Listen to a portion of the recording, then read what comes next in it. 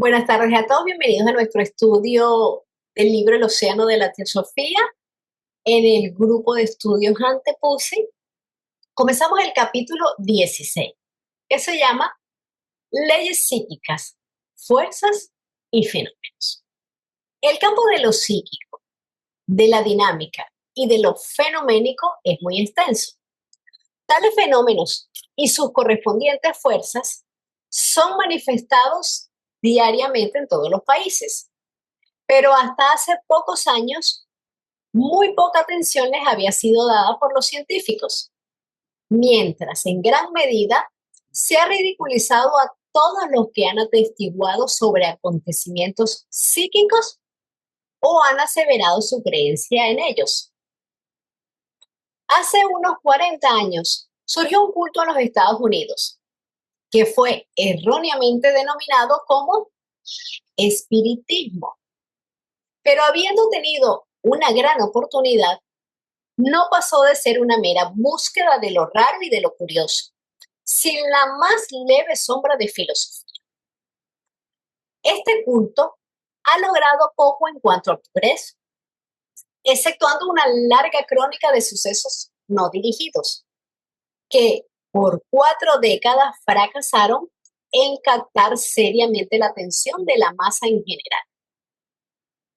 Aun cuando tal doctrina ha sido de cierta utilidad y sus filas incluyen muchas mentes avanzadas, los grandes peligros y los perjuicios que ha ocasionado a los instrumentos humanos participantes y a aquellos que se dedicaron a tales entretenimientos, de sobra contradicen el bien realizado, en opinión de los discípulos de la logia.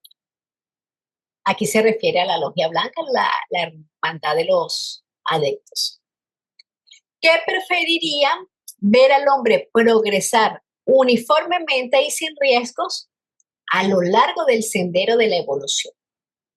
No obstante, otros investigadores occidentales dentro de escuelas reconocidas no han logrado mejorar resultados y esto trae por consecuencia que no exista una psicología occidental digna de este nombre.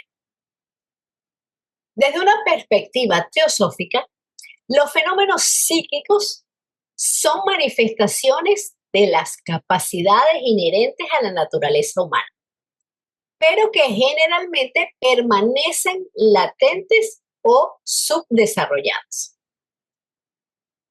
Las leyes psíquicas se entrelazan con una comprensión profunda de la naturaleza humana y del cosmos. La teosofía postula la naturaleza septenaria del hombre. Es decir, él no es simplemente un cuerpo físico, sino una entidad compleja compuesta por 7 principios, que incluyen el cuaternario inferior o la personalidad, que es perecedera, y la tríada superior o individualidad, que es eterna, y se desarrollan en diferentes planos, siendo un plano una esfera de acción determinada que está compuesta de materia correspondiente a dicho plano. Un plano también puede verse como el campo vital donde actúa un principio. Ahora, ¿qué es un principio?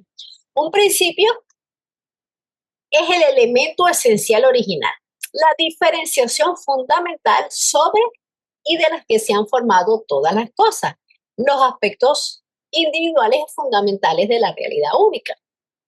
Y estos 7 principios interactúan según leyes específicas y el desarrollo psíquico debería implicar la armonización y el control de esas energías.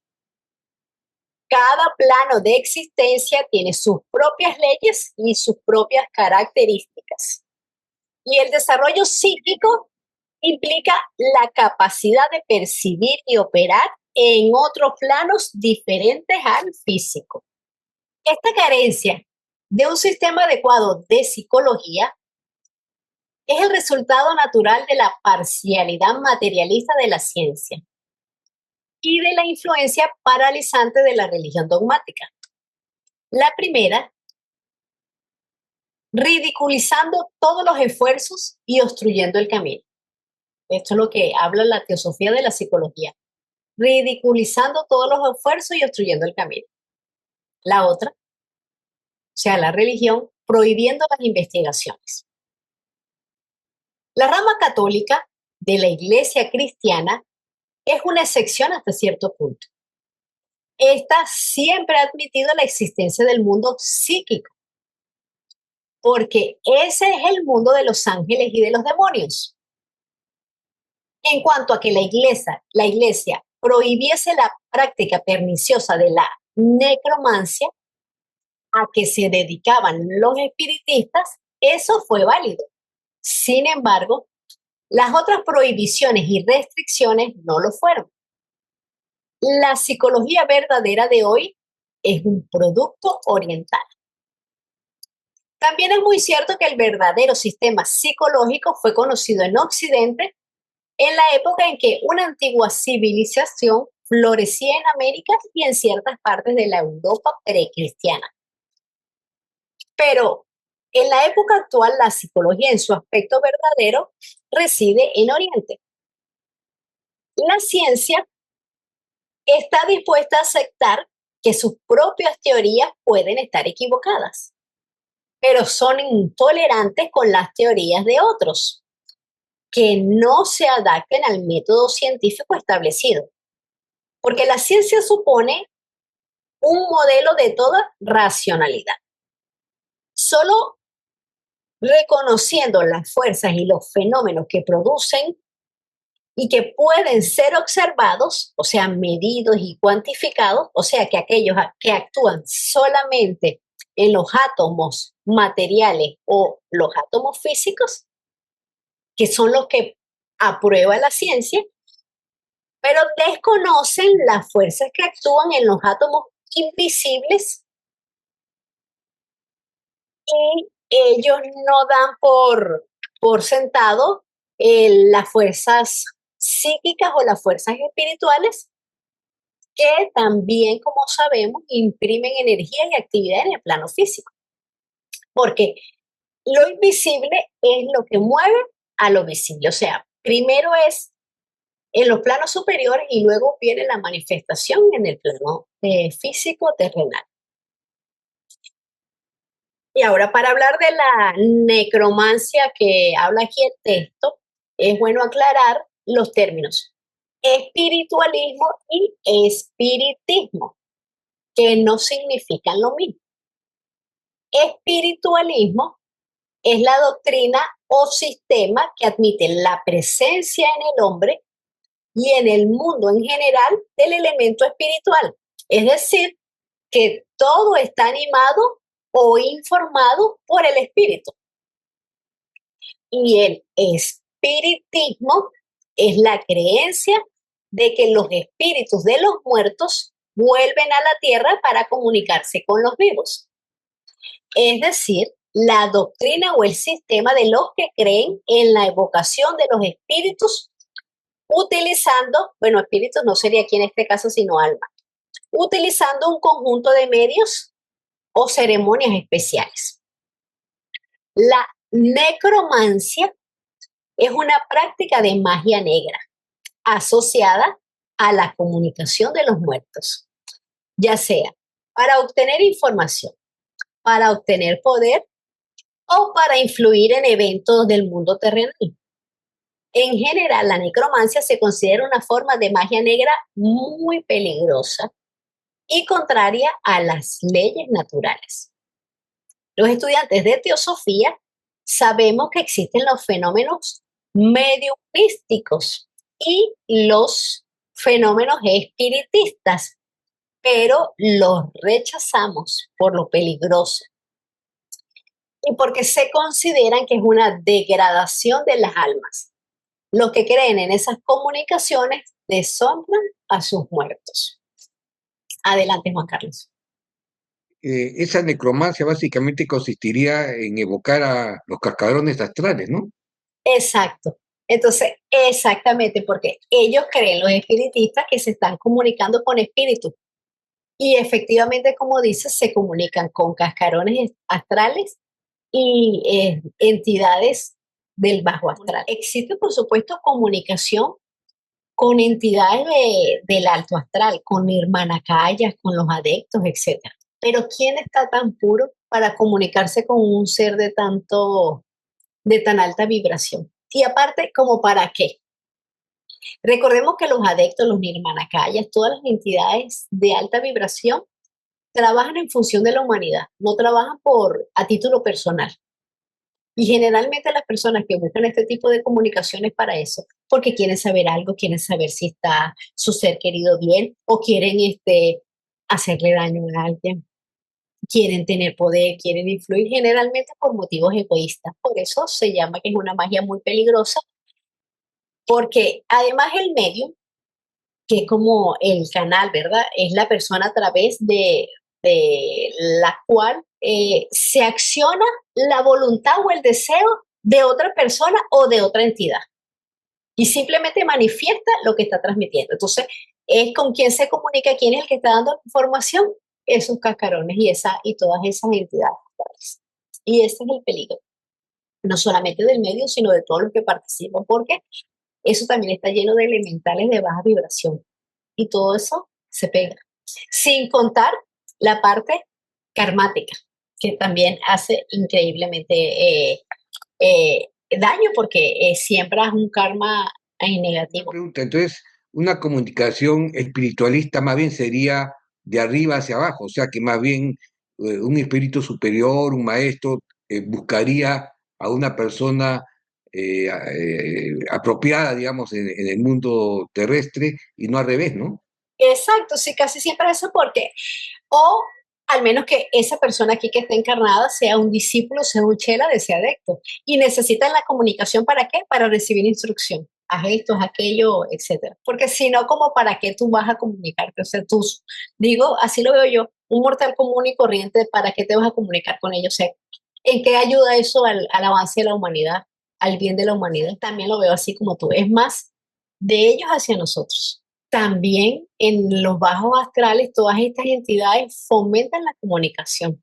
Ellos quieren, algunos robar energía, vivir las experiencias carnales, etcétera, etcétera, por muchos motivos y ninguno positivo ni bueno, ni acorde a la armonía de la naturaleza. ¿Existen en realidad las facultades, las leyes y los poderes psíquicos?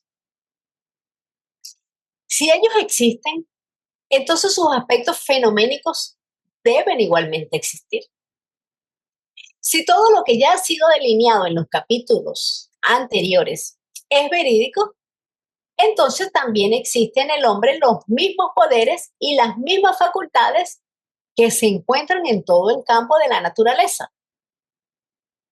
El ser humano está considerado por los maestros de sabiduría como el producto más elevado de todo el sistema evolutivo y que refleja en sí mismo todo el poder que yace en la naturaleza. No importa cuán maravilloso o terrible sea. Y por el hecho mismo de ser tal espejo o reflejo, él es hombre.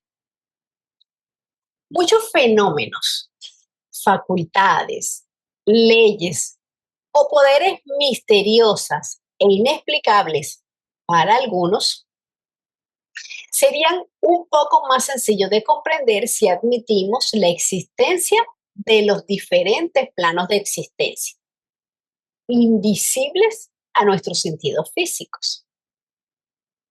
Estos fenómenos son el resultado de la acción consciente o inconsciente de la persona, así como también resalta la acción de entidades no pertenecientes a la especie humana, pero que viven en la Tierra y son capaces de manifestar su presencia en algunas ocasiones.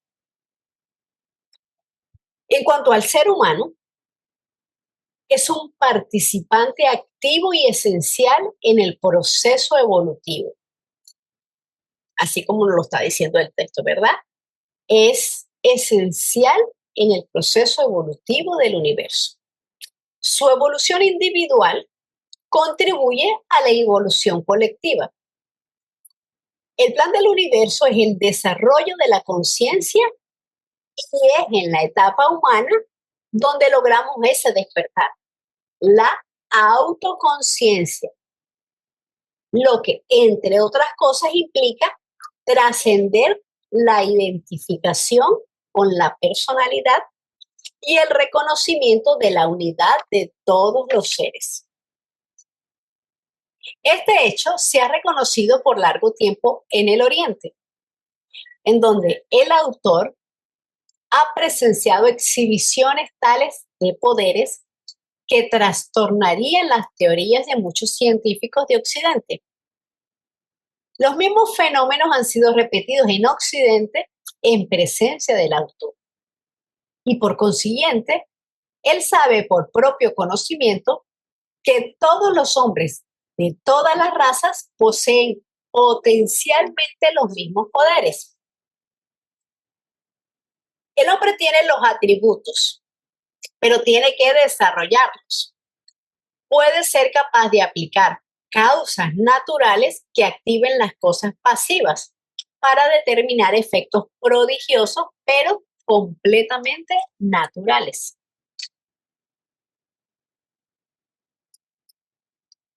Los genuinos fenómenos psíquicos, también denominados mágicos, que producen los faquires o los yogis orientales, son todos realizados por mediación de fuerzas y procesos naturales que hasta ahora no han sido siquiera soñados en Occidente. La levitación o suspensión del cuerpo humano, en aparente desafío a la gravedad, es algo que puede ser llevado a cabo con facilidad tan pronto como el procedimiento ha sido dominado. La levitación no contraviene ley alguna. La gravitación no es sino la mitad de una ley.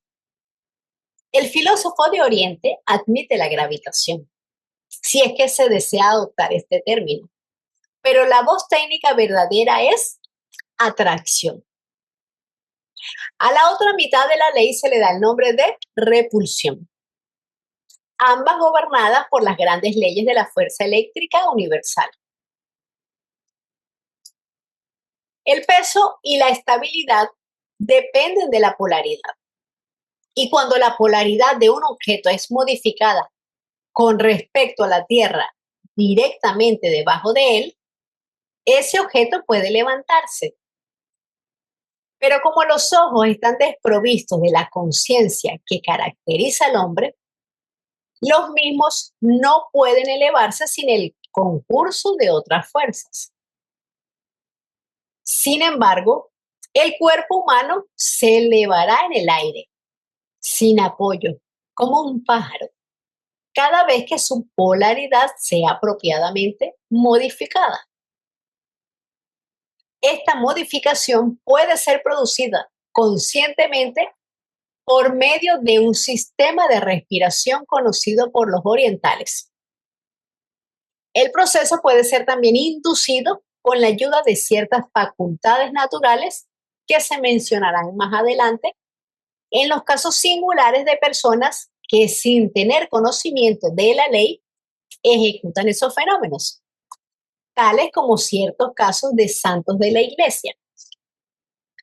Los fenómenos llamados milagros no son tales milagros, sino efectos de una ley eterna, obedeciendo a fuerzas que operan en contraposición a las investigadas por los científicos.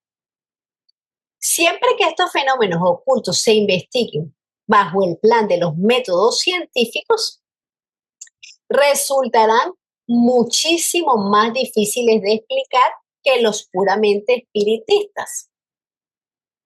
La magia es el conocimiento y aplicación de las leyes naturales que gobiernan el mundo visible e invisible. Es una ciencia, es un conocimiento.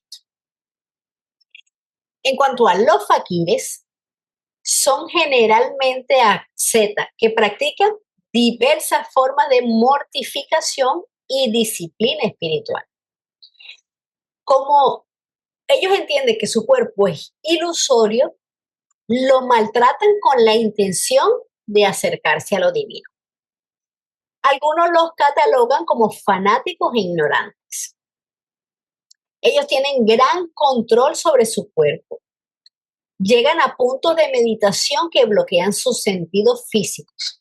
Llevan una vida de oración con una increíble resistencia física y mental. Incluso a los faquires en Occidente, por supuesto, se le consideran magos, porque pueden hacer muchísimas cosas cuando ya conocen la ley, así como nos comentaba el texto, que levitan porque cambian la polaridad de su cuerpo. Entonces, en vez de haber una atracción, hay una repulsión. Hay algunos que también son capaces de desdoblarse, es decir, que están en dos sitios a la vez. Tienen el poder de la sugestión a través del pensamiento, de la telepatía. Todo esto son poderes psíquicos. Y afirman que mientras más se penetran en su ser, pues supuestamente ellos activan más facultades misteriosas que están inherentes a todo hombre. Pero por eso es que es muy importante no forzar ni buscar estos poderes psíquicos de manera artificial, porque en algún momento nos van a llegar si los necesitamos y que van a llegar. Pero para antes tenemos que haber purificado nuestros vehículos inferiores, tener ética y moralidad. Juan Carlos. Bueno, acá de lo que dice en este escrito se entendería entonces de que la gravedad tendría polaridad como positiva y negativa, entonces estas personas que manejan estas polaridades podrían levitar, ¿no? O sea, porque manejan estas polaridades, ¿no? Eso es un poco lo que quiere decirnos. Sí, si la Tierra tiene la polaridad negativa y todo lo demás que estamos sobre ella positiva, entonces ellos, conociendo la ley, invierten su polaridad y se convierten también en negativo. Y al ser negativo, la persona negativa de la Tierra, pues se repelen y se levantan. No hay atracción, no hay gravedad. Y ese Entonces, sería un poder que, digamos, desarrollarían estas personas con, supongo, prácticas o conocimiento de las leyes, ¿no? Esas sí, leyes. sí. Incluso hay, dicen, no sé, igual que los viajes astrales, dicen que son cosas no tan complicadas de lograr y con la práctica los pueden hacer. Pero también uno tiene que pensar, ¿eso para qué? ¿Cómo que me va a ayudar levitar? No está relacionado directamente con un desarrollo espiritual, ni con cambiar tu estado mental. A medida que tú vas cambiando de estado mental y te vas a ir desarrollando y expandiendo tu conciencia, esos seres van a llegar.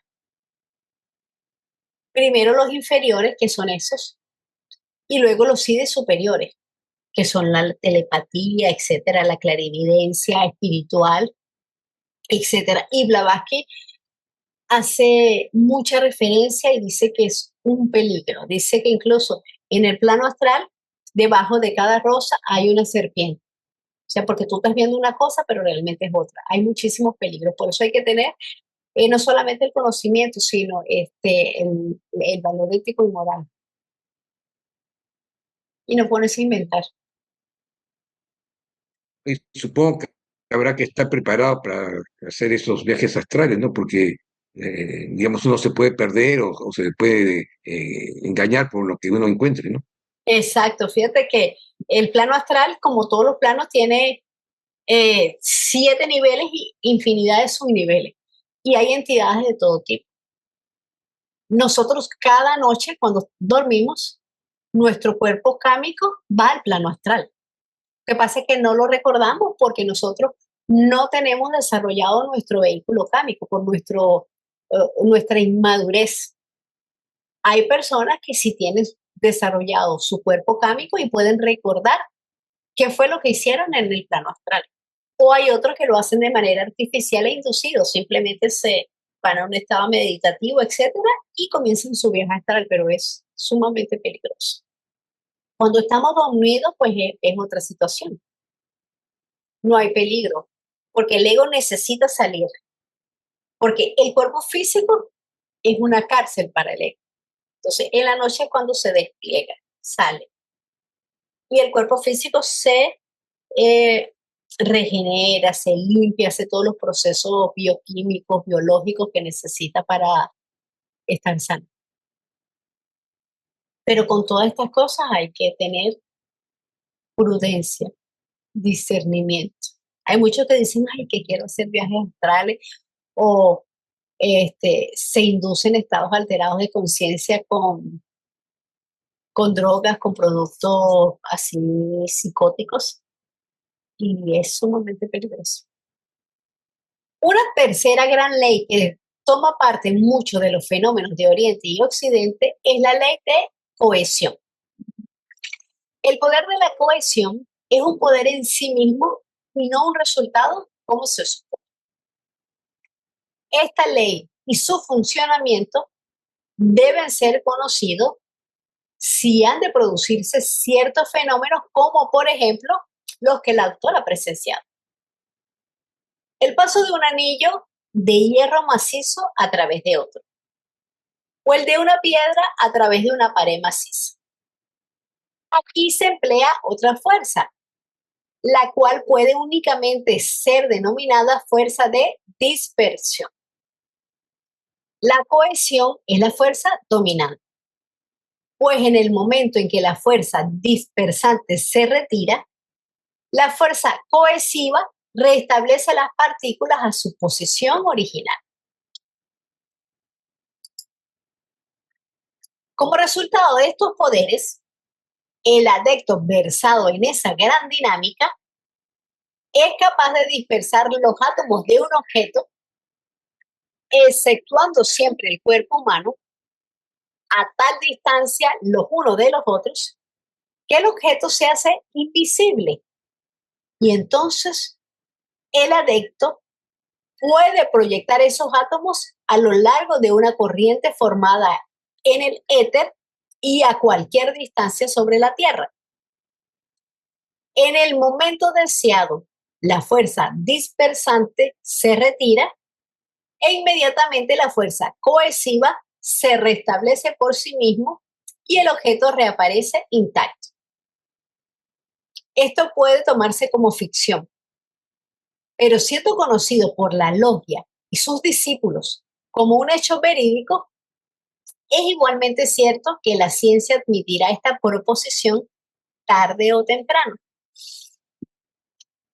La desaparición de un objeto a través de la dispersión de átomos y la interacción de fuerzas de cohesión y dispersión, podemos comprenderla un poco si recordamos que la materia es una manifestación densa de energía vibratoria. Los átomos y las moléculas son campos de energía en constante movimiento. Así que tiene una naturaleza ilusoria. La solidez de los objetos es una ilusión creada para que nuestros sentidos, o sea, los físicos, puedan percibir esas vibraciones. Cuando un objeto desaparece a nuestros sentidos, sus átomos no se destruyen, sino que pasan a otro estado de existencia, a otro plano. La fuerza de cohesión es lo que mantiene unidos los átomos y las moléculas, mientras que la de dispersión los separa. La interacción entre ambas crea el equilibrio que determina la solidez y la estabilidad de cualquier objeto. Cuando ésta desaparece, o sea, el equilibrio que existe entre ambas fuerzas, nos dice el texto que toma mayor poder la fuerza de dispersión y se descompone la fuerza de cohesión. La voluntad de alguien con estos conocimientos puede influir en la materia afectando la organización de los átomos y de las moléculas. Así como podemos ver que todo lo que creemos magia es simplemente desconocimiento de una ley. Sí, yo quiero comentar algo, Carolina. ¿Será algo así como, por ejemplo, relacionado con la velocidad de algo? Por ejemplo, cuando vemos un objeto que se empieza a mover muy rápido, pues ya no lo percibimos. Exacto, sí. Fíjate que ¿Será algo así? algo así, que ejemplo espectacular que nos pusiste para visualizarlo. Pasa como las hélices de un helicóptero o las hélices de un ventilador. Bueno, no sé cómo le llaman ustedes al ventilador, que refresca. Cuando está parado, las vemos. Cuando empieza a dar así, medio lo vemos, pero lo que va muy rápido, como dices, ya desaparece hasta en nuestros sentidos físicos. Debe ser. Ujú. Entonces, sería algo similar. Sí, sí, qué ejemplo tan Mm, apropiado. Sí, me parece Gracias, que sí, que así es. Algo gracias. así como decimos, no, las hélices no desaparecieron, ahí está. Simplemente que no los percibimos con nuestros sentidos físicos. Y así debe funcionar con nosotros, con la ley de cohesión y dispersión. Excelente, gracias, Jenny. La mentalidad laica, sin embargo, contagiada con el materialismo actual, se maravilla de cómo todas estas manipulaciones son posibles, observando desde luego que no son necesarios instrumentos materiales algunos. Los instrumentos yacen en el cuerpo y el cerebro del hombre. La logia opina que el cerebro humano es un generador con potencia inagotable y un conocimiento completo de las internas leyes químicas y dinámicas de la naturaleza, juntamente con una mente disciplinada, conceden a su poseedor el poder de operar las leyes a que se ha hecho referencia. Este poder será la posesión del hombre del futuro y lo sería aún hoy, a no ser por el dogmatismo ciego, el egoísmo y la incredulidad materialista. Ni aún el mismo cristiano vive a la altura de la verídica declaración de su maestro, de que con fe podría uno mover montañas. El conocimiento de la ley, cuando se le añade la fe, confiere poder sobre la materia, la mente, el espacio y el tiempo.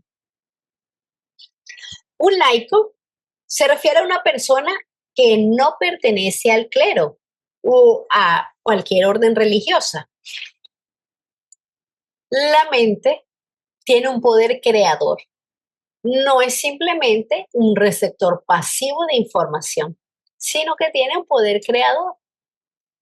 Manas no es solo un instrumento, sino un puente entre la materia y el espíritu. Al conectarse con Budi, puede manifestar poderes psíquicos y poderes espirituales.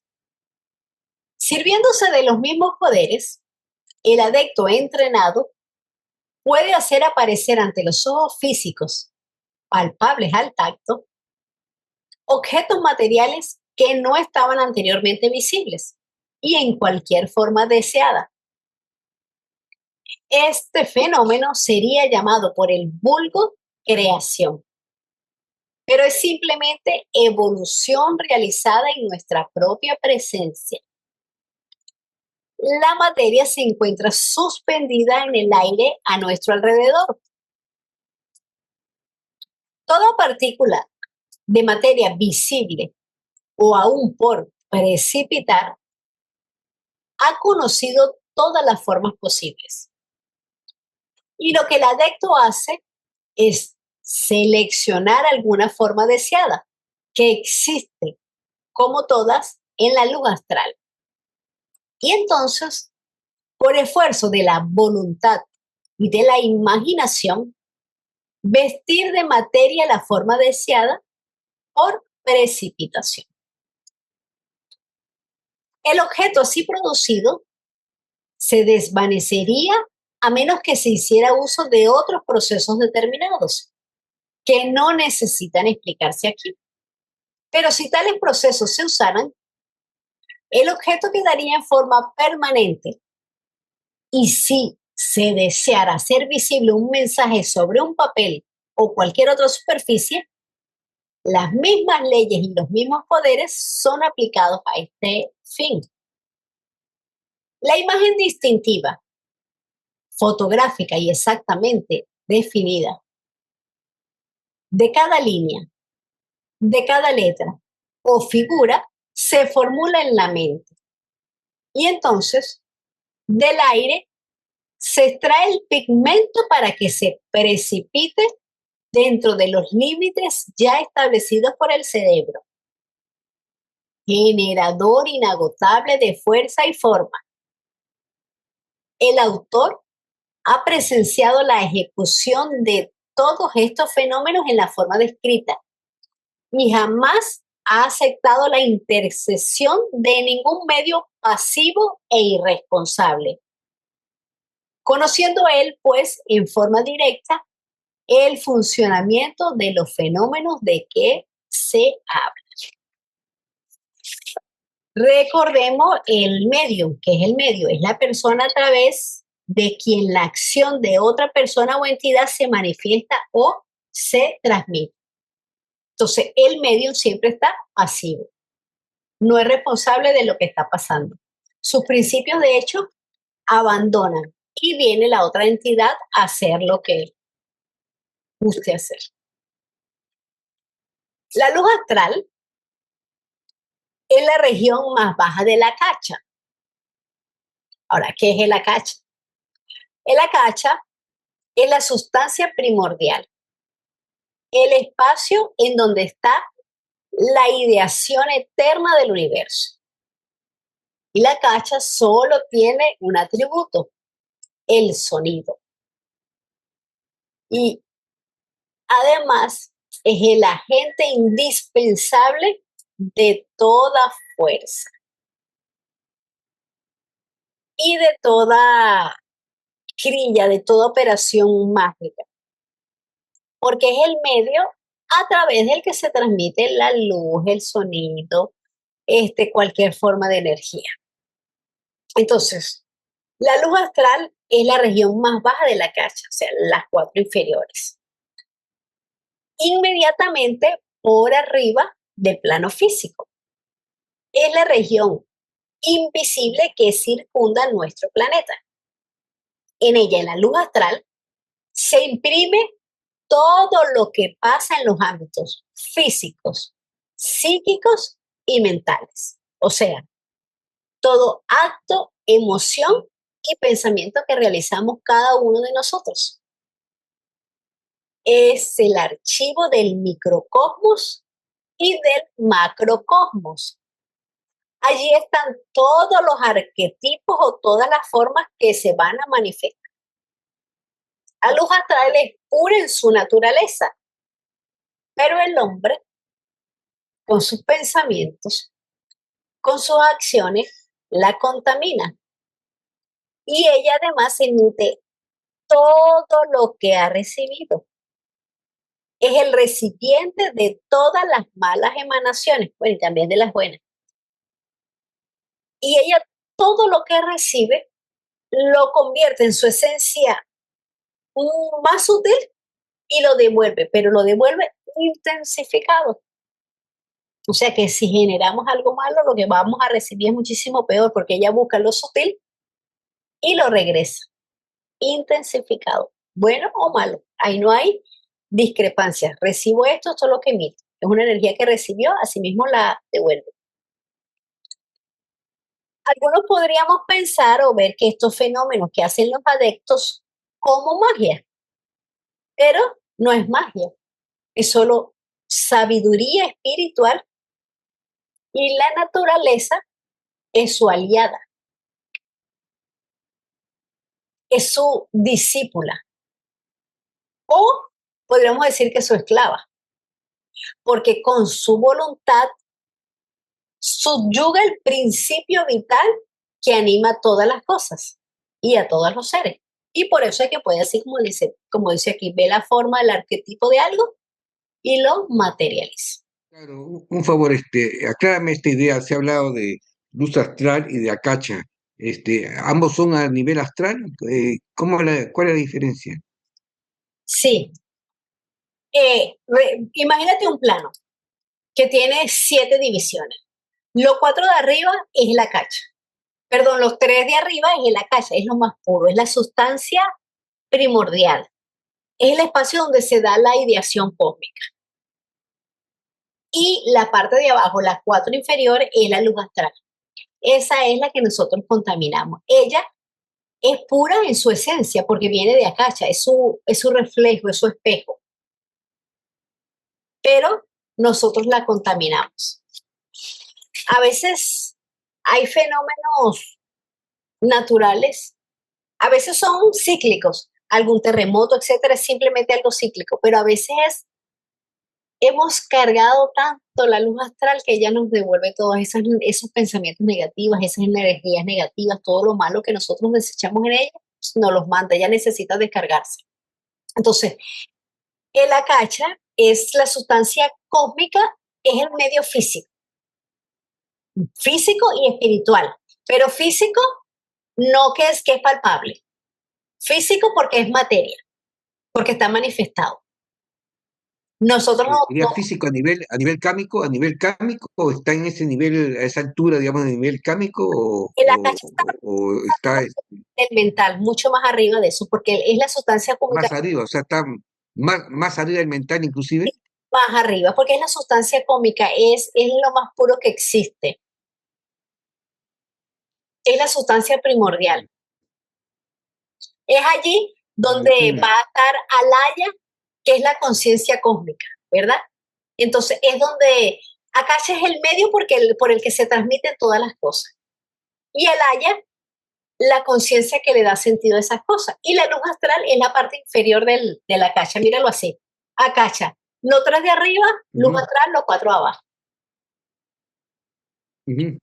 Hay muchas personas que... Claro, sí, eso sí entendía, pero claro, quería saber a qué altura está, ¿no? Porque sabemos que hay nivel ánico, búdico, manásico, entonces quería saber en qué nivel lo metía Akacha luz astral, ¿no? Sí, sí. Bueno, yo la verdad que no sé exactamente, pero está más Ajá. rico del mental. A lo mejor Daniel nos aclara algo más. Fíjate, Akasha está a nivel cósmico, o sea, en lo más elevado, no está, vamos a decir, en el plano de la manifestación, no podemos, o sea, está en el plano de la manifestación, pero vamos a decir, en nuestros niveles físicos, Akasha está en el plano cósmico. Lo primero, como decía Caro, es la materia primordial. Esa materia primordial queda, vamos a decir, inmaculada, ya no se vuelve a tocar. Es una representación más o menos lo que te quiero llevar. O sea, de ahí para abajo empieza a densificarse y ya empieza a perder sus atributos de materia primordial, porque todo se empieza a formar de Akasha. De por sí se dice, todo está rodeado de Akasha, todos estamos rodeados de Akasha, pero ¿qué sucede? A diferentes niveles de manifestación. Entonces, por ende, de materialidad y de conciencia. Porque acuérdense que todo en el... ¿Estaría en plano no manifestado Akacha o ya estaría manifestado No, Akacha? claro que sí, está en el plano manifestado, claro que sí, estamos hablando de manifestación. Ok, ya, bien, Claro que bien. sí. Pero lo que me quería referir es que es lo primero que surge. Entonces, por decir algo, queda, como lo quería yo decir, o sea, queda en una forma tan pura, ¿verdad? Que prácticamente no lo podemos percibir. O sea, para nosotros es imposible. O sea, Juan, hablar de Akasha en los planos. Recuerda que nosotros cuando hablamos siempre de los 7 planos que tú me estás refiriendo, son planos de nuestro mundo físico. Acuérdate que yo siempre digo, hay 7 planos, ¿verdad? Y nosotros estamos en el físico dentro de los 7 planos del físico. O sea, imagínate lo lejos que estamos de Akasha. Que por encima de nuestro plano físico viene un plano astral, viene uno mental, o sea, los 7 planos. Imagínate, es que el detalle está en imaginar que nosotros funcionamos en el plano más bajo, en el físico, donde hay 7 subplanos. Entonces, Akasha no está por aquí, no lo vamos a ver jamás. está la luz astral, como dice Caro, que es la parte más baja. Lo que pasa es que yo no tengo, no, Oscar siempre presenta, él sí tiene uno bastante bueno donde se puede ver. Déjame ver porque, déjame un segundito. Si quieres, déjenme buscar un diagrama, porque es mucho más fácil verlo a nivel de un diagrama donde está ubicado. Mientras tú vas buscando el diagrama, vamos a dar la palabra en Sí. mientras Sí. dejo de compartir. Sí, gracias. Comentaste que la luz astral es la que nosotros estamos contaminando. La contaminamos con nuestras acciones, nuestros pensamientos, o de qué manera la estamos contaminando. Y si está contaminada, esa contaminación se nos regresa. Sí, la contaminamos con todo. Acuérdate que toda la acción, emoción, deseo y pensamiento emiten energía. Todo eso es energía. Nosotros pensamos algo y estamos emitiendo una energía. Esa energía se graba en la luz astral, se imprime en la luz astral. Por eso es que nosotros no podemos engañar a las leyes, no podemos engañar al karma, no podemos engañar a no, quizás intentes engañar a las personas en el plano físico, pero cuando tú tienes un pensamiento, un deseo, una emoción, etcétera, así lo reprimas, ya eso se quedó impreso en la luz astral, positivo o negativo. Y eso es lo que la va contaminando. Porque imagínate que muchas personas piensan cosas feas y eso se va llenando y las vamos llenando y la vamos contaminando. Eso es lo que llamamos contaminar. La estamos ensuciando porque ella es pura en su naturaleza, porque ella viene de Akacha. Y la sustancia primordial es amor, es compasión, es belleza, es bien, es virtud, es todo lo que podamos considerar como bueno. Y nosotros la vamos llenando y llenando de cosas negativas. Ella todo eso lo recibe y dice que hay un momento en que ella ya no resiste y ella suelta todo. Ella nos va a devolver intensificado todo lo que nosotros le dimos. Nosotros tenemos un pensamiento, ella va a sutilizarlo, lo va a volver lo más puro. Lo más puro no quiere decir necesariamente lo más bueno, sino que va a buscar el concentrado de ese pensamiento, el concentrado de esa emoción, positivo o negativo, y la va a retener ahí. Y después lo va a mandar muchas veces en forma de elementales, que son energías igual y fuerza, ¿verdad? Un pensamiento es un elemental artificial que nosotros creamos. Lo imprimimos en la luz astral y yo pensé algo, ese elemental artificial que yo creé, ese pensamiento que quedó impreso en la luz astral, eso va a quedar ahí. Y no solamente me va a perjudicar y va a rebotarme a mí, sino que quizás un poquito a cada uno, porque otra persona que tenga ese mismo pensamiento, positivo o negativo, según lo que Carolina haya pensado, el que piense eso mismo, entonces anda por ahí, ay, pensó algo, enseguida los elementales sienten esa vibración y enseguida se le viene. Y muchas personas pensando una cosa crean un egregor y potencian esa idea. Por eso, los teósofos, los estudiantes de teosofía que conocen muchísimo de teosofía, no hablan de cosas negativas, solamente hablan de lo positivo. Incluso a la Madre Teresa en alguna oportunidad la invitaron a que ella fuera a una marcha en contra de la guerra. Entonces hasta fíjate que es hasta la manera de hablar. Y ella dijo, no, yo no voy a ir a una marcha en contra de la guerra, yo voy a ir a una marcha a favor de la paz. Y así tenemos que nosotros aprender a pensar, a hablar y a actuar. Porque todo lo que nosotros pensamos y hacemos, esa energía la vamos a mandar allá. Ahora, ¿cuánto va a durar esa energía? Depende de la voluntad y de la intención que nosotros tuvimos. Si nosotros pensamos una cosa muy pura, muy positiva, eso va a durar más tiempo y va a influir más. Pero si tenemos una rabia y una furia y un mal deseo, con mucha potencia, también va a durar bastante.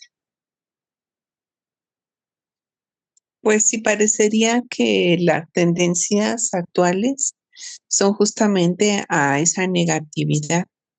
Entonces, pues viéndolo desde esa forma, Entonces, realmente tenemos un futuro un poco, pues, pésimo, ¿no? O negro. Sí, lamentablemente es así. Y fíjate que hay muchas personas que dicen, ay, que ya viene un salto cuántico, que ya va, todos vamos a avanzar, que todos nos vamos a desarrollar. No, basta ver cómo está la humanidad ahorita. Claro, eso no es excusa para que nosotros, cada uno trate de hacerlo mejor con uno mismo, con su entorno, con todo, porque son energías positivas que vamos a mandar. Y le Ujú, de que mandemos siempre energías positivas, energías positivas. Y cuando nos vengan deseos, pensamientos, emociones de baja densidad que nos vienen, porque por eso es que estamos aquí, porque no nos hemos convertido en realmente en humanos, lo que hay que es tratar de transmutarlo. Nos viene un mal mm, pensamiento, una mala emoción, entonces enseguida sacarla, vamos a pensar algo bonito. Alguna persona nos hizo algo, entonces vamos a recordar algo bueno que esa persona nos hizo a nosotros, para que todo eso se vaya. Pero ujú, sí, por eso es que hay tantos males y tantas cosas ahorita, porque somos nosotros ujú. mismos que los hemos creado, lamentablemente. Mm. Gracias, Carolina. Con gusto, venga.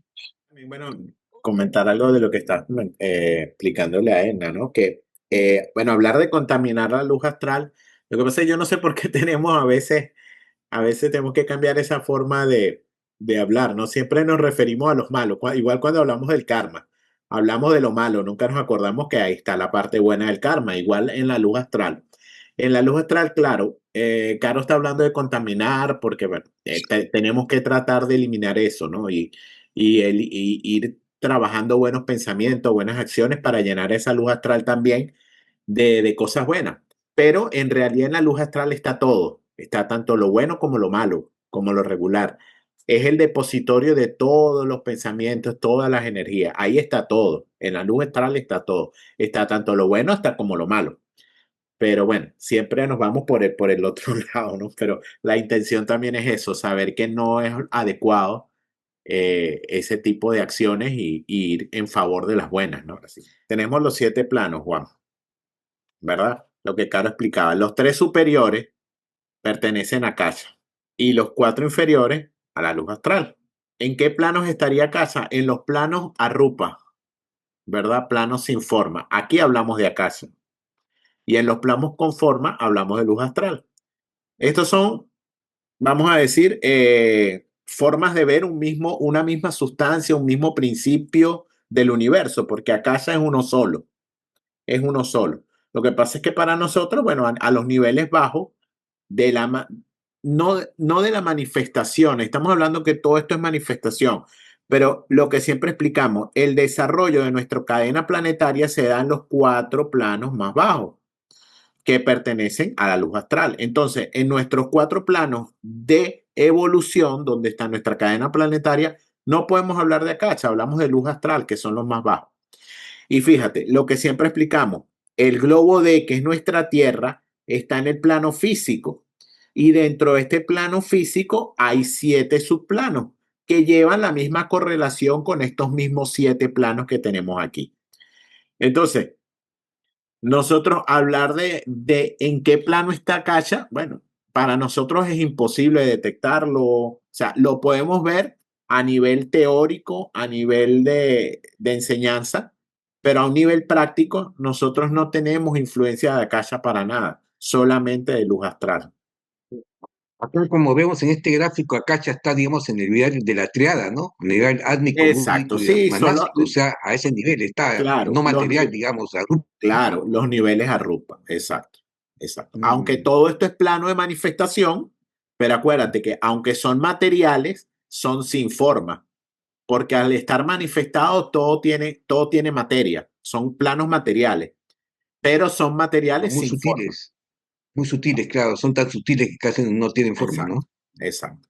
Y bueno, y por otras razones, por el pensamiento, todos estos principios, aunque son, bueno, Budi es sustancial y Manas es sustancial, pero a un plano mucho más elevado. Entonces, bueno, son los planos Arup.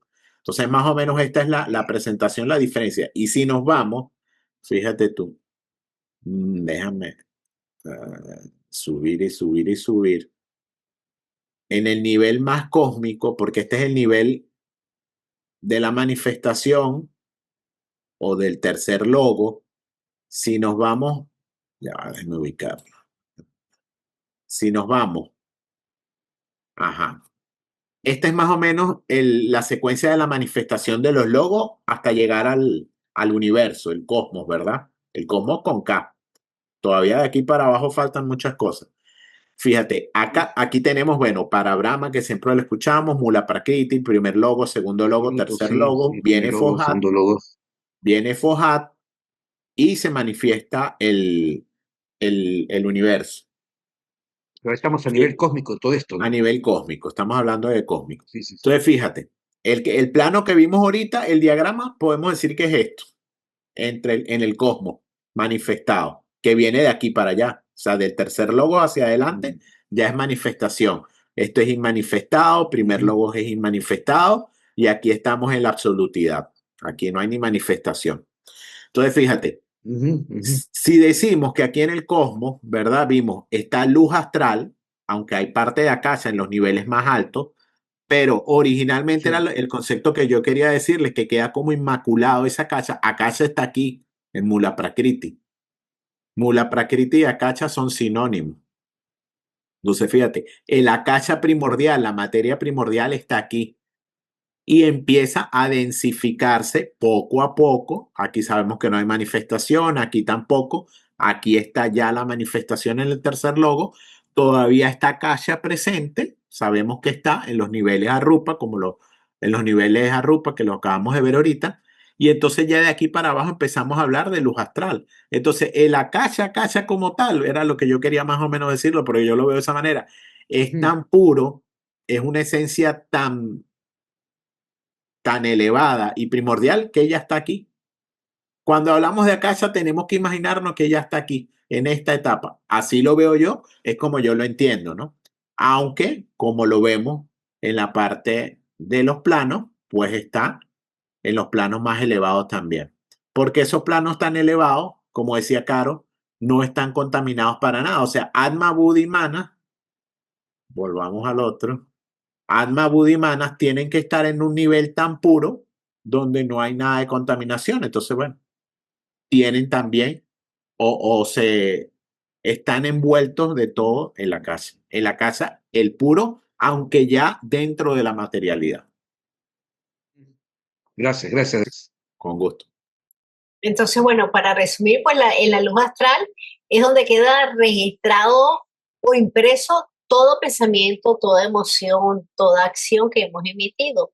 Es un recipiente de todas las emanaciones positivas o negativas. Ahí está, ¿verdad? Todo lo que es, lo que fue y lo que será. Porque ahí están todos los arquetipos o las formas que se van a manifestar.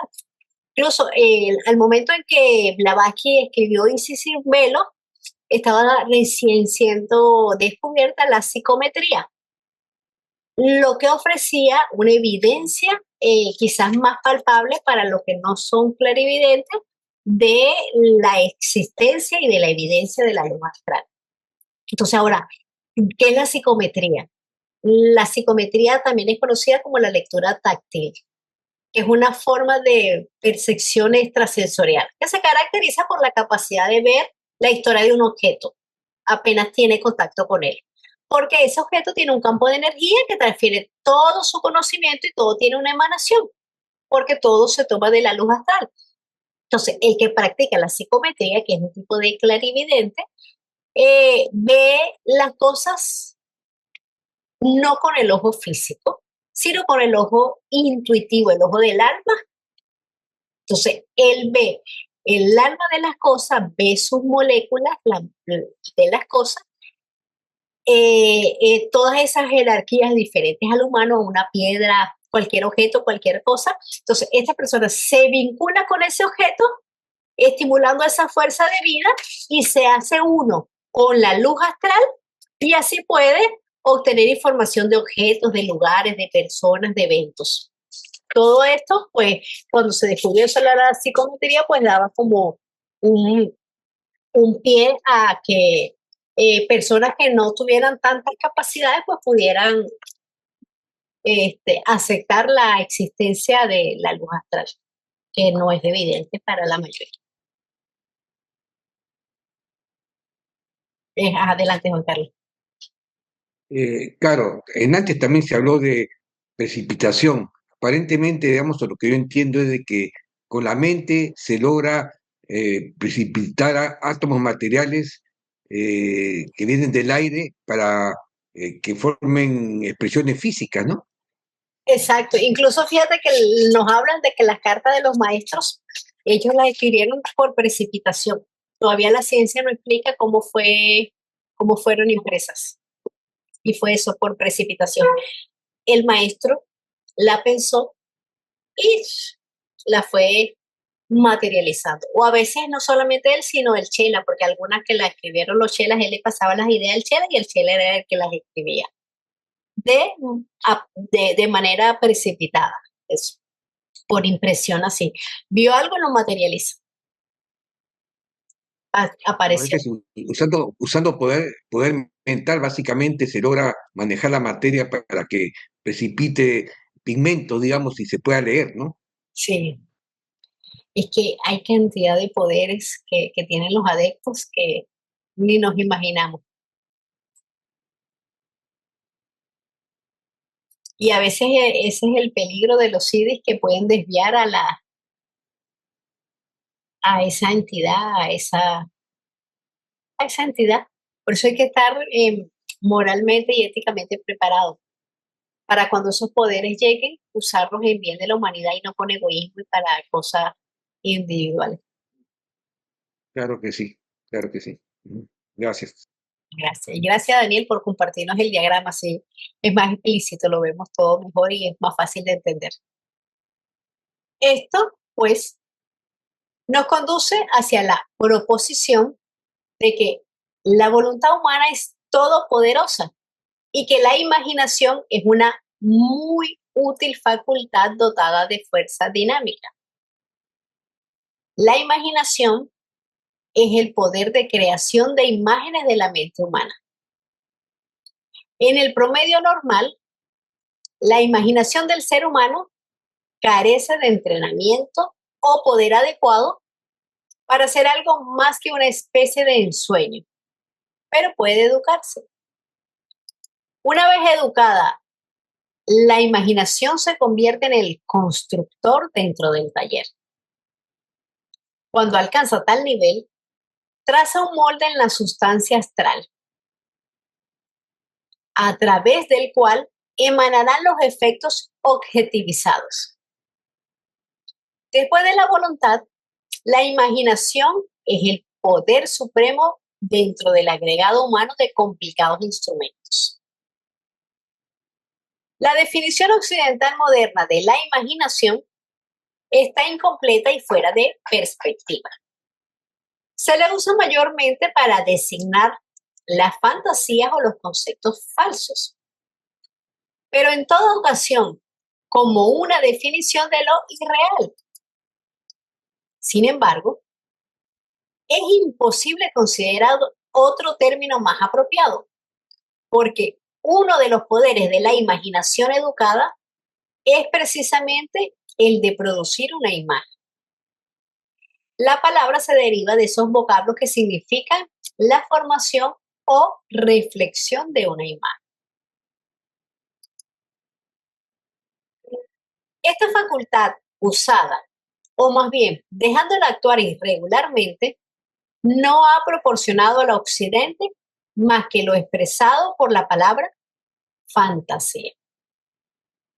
Hasta cierto punto, la sugerencia es aceptable, pero esa facultad puede ser extendida hacia mayores límites, que al ser alcanzados, inducen a la imaginación a desarrollar en la sustancia astral una imagen o modelo que puede usarse de la misma manera que se usa un molde de arena para verter o colar el hierro derretido. La imaginación, por lo tanto, es la facultad regia, ya que la voluntad no puede efectuar su tarea si la imaginación es débil o indisciplinada. Por ejemplo, si la persona que desea precipitar del aire vacila en lo más mínimo con respecto a la imagen formulada en la materia astral, el pigmento se precipitará sobre el papel de una manera igualmente borrosa e incierta. Todo lo real y objetivo se considera la manifestación de la voluntad, pero no la voluntad de querer algo, sino una fuerza o energía que forma, que crea y que además organiza la materia. Ella, la voluntad, es uno de los mayores atributos de las entidades espirituales. Se nos dice que mientras más libre de materia, más poder de acción o poder de actividad. Al aprender a usar la voluntad y a dominarla, que es lo que hace un adepto, se crean fuerzas mentales y luego se materializan esas formas o imágenes. En cuanto a la imaginación, en teosofía se considera una facultad muy poderosa, que como dice el texto, va más allá de la fantasía o la creación de imágenes aleatorias. Se le atribuye un papel crucial en la creación y la manifestación de la realidad, porque actúa como un puente entre los planos mental y material, permitiendo dar forma a los arquetipos o ideas abstractas. También se le considera una puerta de entrada a planos superiores, accediendo así a la sabiduría. Y cuando esa imaginación se combina con la voluntad, se convierte en una poderosa herramienta para la creación consciente. Para comunicarse con otra mente a cualquier distancia, el adepto armoniza todas las moléculas de su cerebro y todos los pensamientos de su mente, con el fin de vibrar al unísono con la mente que va a ser impresionada. Y de la misma manera, esa otra mente y cerebro tiene que estar al unísono voluntariamente o sintonizarse voluntariamente. Por lo tanto, así el adepto se encuentre en Bombay y su amigo en Nueva York, la distancia no ofrece obstáculo alguno, porque los sentidos internos no dependen del oído y esos sentidos pueden percibir los pensamientos e imágenes que se desarrollan en la mente de otra persona. Existe inteligencia en todo. Y hay una que permite que los átomos que vibren en la misma armonía se sintonicen y permitan la comunicación. Los pensamientos son energías sutiles que tienen una fuerza creativa de gran poder. La mente no solo interpenetra la realidad, sino que la moldea, influyendo en nuestro plano físico y en nuestro plano emocional. El espacio no representa contrariedad, porque no existe separación, ya que todos estamos unidos. Se puede transmitir materia mental y materia astral. La precipitación de pensamientos en la comunicación adepto-discípulo es un fenómeno donde ideas, comprensiones o imágenes mentales surgen de manera rápida y clara en la mente del discípulo, atribuidas, por supuesto, a la influencia directa del adepto. Esta es una herramienta de guía, enseñanza e inspiración que requiere receptividad, discernimiento y humildad por parte del discípulo. A veces, el discípulo puede ser consciente de estar recibiendo una comunicación mental. En otras ocasiones, la influencia del adicto puede ser más sutil, guiando sus pensamientos o sus intuiciones. sin que se dé conscientemente cuenta de la fuente de donde está viniendo esa intuición o esas ideas. Entonces este poder, dijéramos, es algo más que una especie de telepatía, ¿no? Porque la telepatía sería como una conversación nada más, pero si hay una influencia más allá de eso, entonces sería más que una telepatía, ¿verdad? Sí, y va más allá de la telepatía. Y por eso es que es tan importante que tengamos, siempre lo digo, pero es que es importante y básico que tengamos ética y moralidad, porque por eso es que existen los magos del otro lado, porque tienen el mismo poder, entonces ¿qué hacen? Influenciar a otro con malas energías, Ujú. con malos pensamientos, dándole ideas. Bueno, y eso mismo hacen también a otro nivel, no más bajo, los cascarones astrales, hacen lo mismo. Es ese bichito que te está diciendo. Bien, Pero bien. ese CD, por supuesto, es más aún es más grande. Es como la telepatía purificada, aumentada. Es que en el caso, cuando hablamos de telepatía, son poderes psíquicos, ¿verdad? Que son los poderes que siguen después a los físicos. Tenemos poderes físicos, poderes psíquicos, poderes mentales y poderes espirituales. Entonces, después de los físicos, que es todo lo que podemos hacer con nuestro cuerpo, tomar un objeto, todo eso son poderes físicos. Después vienen los psíquicos, que es donde está esa telepatía que estaba hablando Edna. Pero la de los maestros es la espiritual, es la más elevada de todas y la más fuerte. Entonces, mucho, mucho más pura y es totalmente diferente a lo que podemos conocer como esa telepatía que se conoce coloquialmente. Es algo mucho, mucho más Creo que elevado. vamos a dejar la lectura y el estudio. Y bueno, muchísimas gracias a todos por su presencia. Nos vemos el 8 de mayo.